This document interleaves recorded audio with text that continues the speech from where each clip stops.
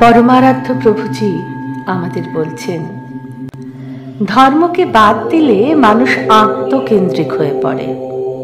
শুধুমাত্র নিজের চিন্তা, নিজের আহার বিহার, আপন ভোগ সর্বস্ব এক জীবন।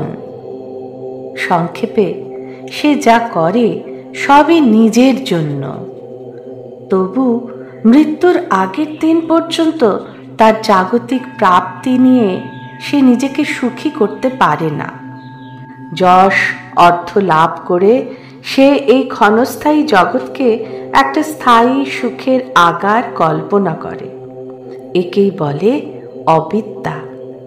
একজন যত বেশি পরিমাণে এই অবিদ্যা দ্বারা আবৃত থাকে, ততই সে যেন জীবনের অন্ধকার গহ্বরে ডুবতে থাকে এবং এইভাবে সে মনুষ্য জীবনের উদ্দেশ্য হারিয়ে ফেলে। পরমারাধ্য প্রভুজিকে আমার অনন্ত প্রণাম।